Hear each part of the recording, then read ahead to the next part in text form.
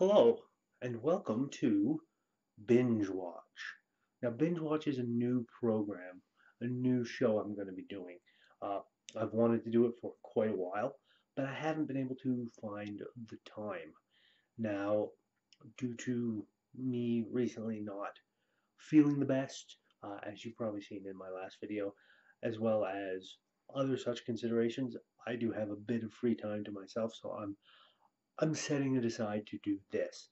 Now, what is Binge Watch? Now, it is a show that is basically about something that has been happening due to Netflix, due to a lot of television being released on DVDs and whatnot, allowing people to literally binge watch an entire season of a television show or binge watch a bunch of movies together, that sort of thing. And I thought, wouldn't it be interesting to binge watch a show and then after each episode record myself and my immediate instinctual uh, opinions and thoughts on that episode and then string them all together into a nice little video. So that's what I'm going to do. That's what this is going to be, this show. And it's not going to be every week. It might not even be every month when I can find the time, basically. But it's going to be that. And what show to start with? Well, there's only one that I could think of that would be worthy of it. And we're going right to Netflix, and we're going to be watching Marvel's Daredevil. Now, I know I'm a little behind because that's been out for a couple of months now, but I'm going to be watching it myself for the first time. I haven't seen any of it. I've had no spoilers, so I'm going to just dive right in and we're going to be seeing how it is. I'm sure it will be fantastic. Marvel's done everything well so far. So let's get right to the show, shall we?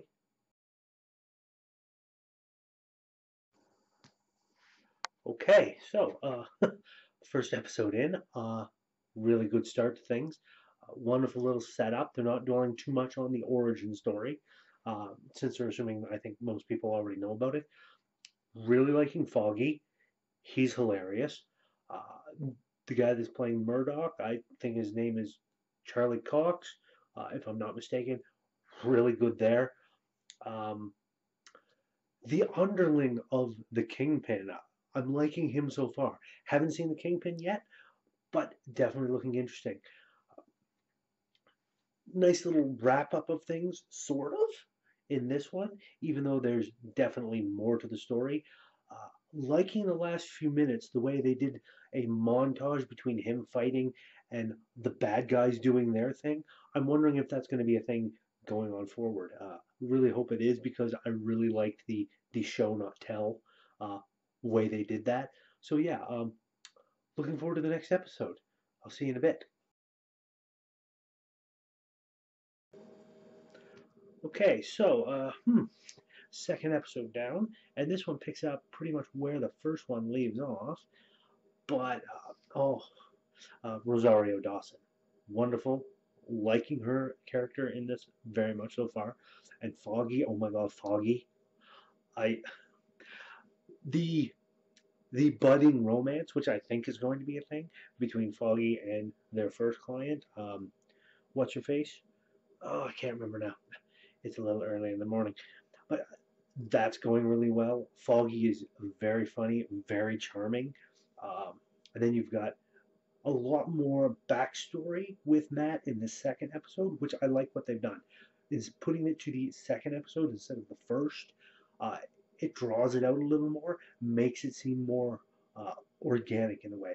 So yeah, still no Kingpin yet. So I'm interested to see what's coming up there. Hmm. Onward to the next episode.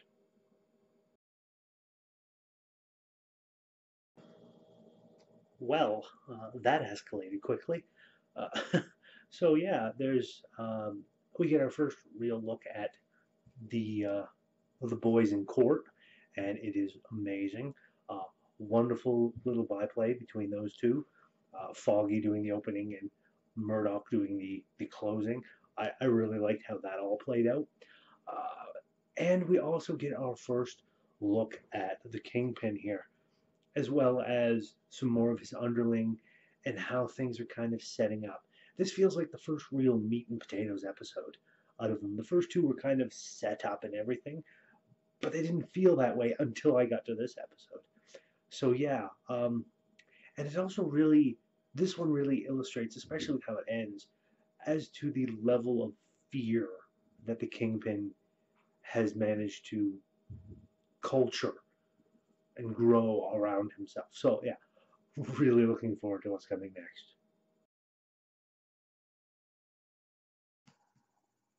Huh. Well, yeah. So the last episode was kind of violent, but this one was even more so. Yeah, really getting it's really getting the grittiness going on this. Uh, Also, wonderful little interaction between Rosario Dawson and Charlie Cox. Some nice trust building there. I like that. Uh, I like the Daredevil really taking it to the bad guys this episode. And you see more of Wilson Fisk, Vincent D'Onofrio. Oh my God, love the man's acting in this. He's adding a very human element to what should be the big bad guy, and that's making it very, very frightening. So yeah, there's that. On to the next episode.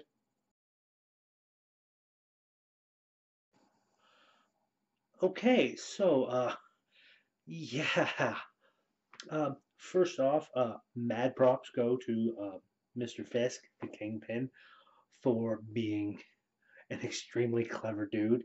I kind of thought that might be the way it was going to play out, and I was right. So, still, very, very well executed plan there. Let's see what else. Foggy, oh my God, Foggy.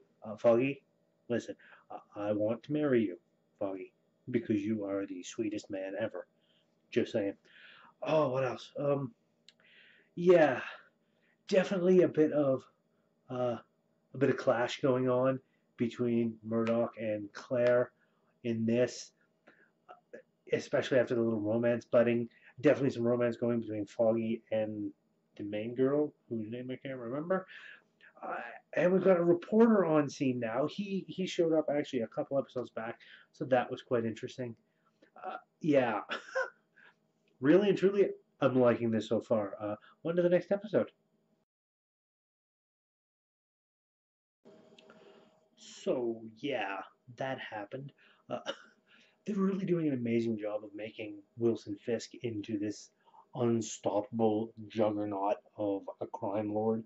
I mean, just that one line alone at the beginning of this episode that he wants the police to do their job because that's what he pays them for.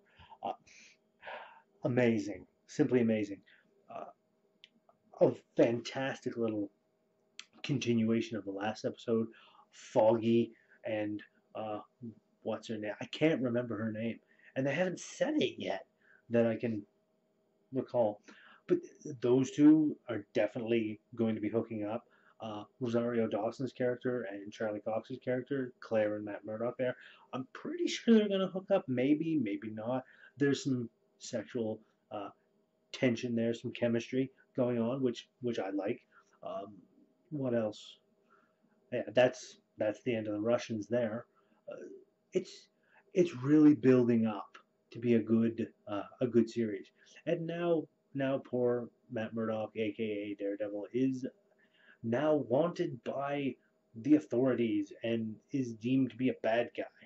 So that's really going to be interesting what how things go from there. Yeah. On to the next episode.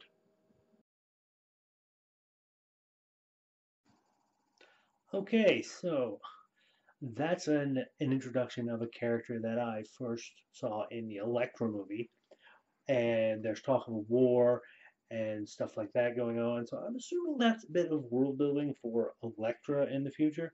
I have no clue, but it looks really interesting. The guy that got to play him, fantastic. I love him. A little bit further into the plot with Karen. I actually found out her name, Karen. Ha. And Foggy and the reporter guy. A nice bit of backstory going on with between Matt Murdock and Stick. Uh, Definitely very interesting.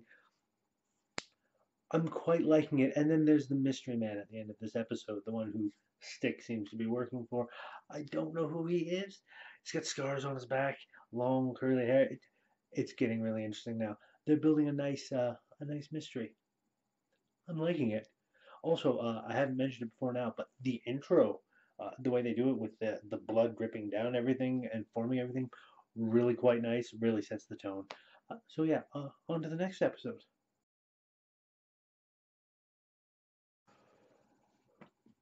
So, wow. Okay.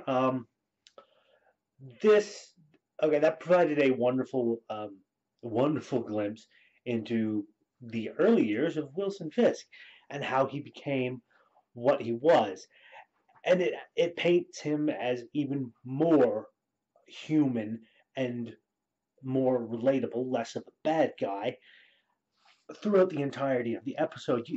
You feel sympathy for the guy, and he's the bad guy, and then right there at the end, it's like the good guys are coming together and they're getting ready to out him to the world, and then he goes and does it himself. Just mind blown. I'm sorry, just the entire thing. Just wow. It an amazing piece of writing, an amazing piece of acting. Uh, Kudos to you, Marvel. Kudos.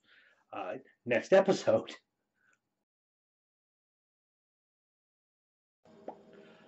Dun dun dun. That's right. Oh my god. Yeah. So the episode starts off with Daredevil fighting a ninja. Yeah. It starts off, cuts to the intro, and then spends about a good 10-15 minutes not going back to that before we go back to it. And then, oh, it's all kinds of fun stuff. Uh, Also, the this poor old woman ends up dying, and Foggy. Oh God, I want to hug him. He's so good and pure, you know. And and Fisk, oh, just amazing the stuff they're doing with him. Everything all set up beautifully. Things are going great.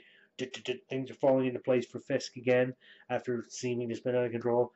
And oh, and then there at the end, Foggy finds out that Matt Murdock, his best friend, is the masked man, the Daredevil, and cut to credits, and it's like, oh my god, wonderful little cliffhanger.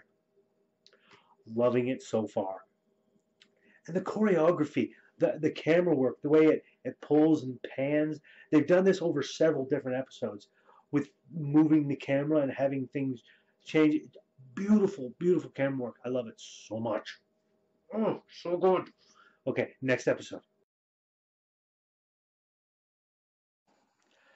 Okay, so interesting. The reporter dude and Karen are getting closer to finding out more about Fisk and what happened to him back in the day. Uh, and while all that's going on, oh, Foggy and Nelson have a nice little, or Foggy and Matt have a nice little chat, and it is one of the most well written and heart wrenching scenes I've ever watched. I mean, it really gets to the core of these two people being friends and how one of them was lying to the other one and those conflicting feelings. Really, kind of a bit of a filler episode. They do show a lot about the Foggy and Matt's time together in the past, which is really cool. I like that. But it's kind of a filler episode, but not really, because it's still advancing the overall story. I mean, even for a filler episode, I never got the feeling that I was watching a filler episode. It really felt natural to me. So I like that. On to the next. Yeah, so Last episode, there was some interesting things happening in the ending. Uh, Fisk and his woman that he's been falling in love with, she got poisoned. Foggy left Matt's place in a huff and threw the wonderful little sign in the garbage, and I'm done with him, more or less. And so, yeah, this kind of picks up and deals with the aftermath of all that. Some interesting things going on. I think his money man's behind this poisoning. Personally, I don't know if that's true. Uh, I'm hoping Foggy gets back together with Matt and they're best buds forever again because I really like Foggy. Some amazing acting from him, that actor in this episode. What else? Oh yes, and Fisk's second in command, who's been ever by his side, ends up acting kind of on his own, and I half expected um, Karen to end up dead by the end of this episode, but instead it's Fisk's second in command who ends up dead. And given all these recent events, I don't think Fisk is going to be happy about that. No, there's going to be some backlash going on. So yeah, 2 more episodes left to go. Let's do this.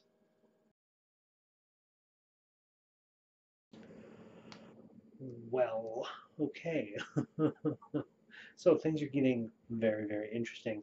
Um, One of Fisk's the old Chinese woman that was part of his organization, she disappeared.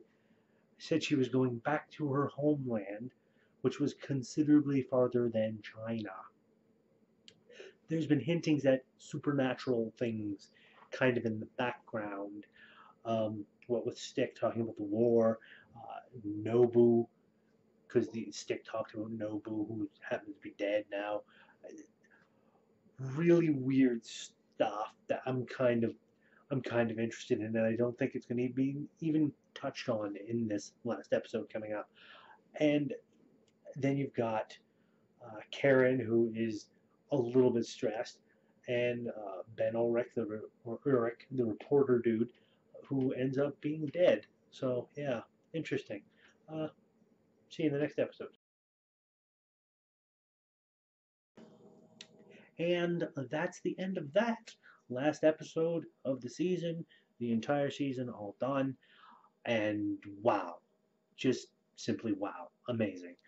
Um, I liked Marvel's movies. I liked Marvel's Agents of S.H.I.E.L.D. and Agent Carter. And I like Daredevil.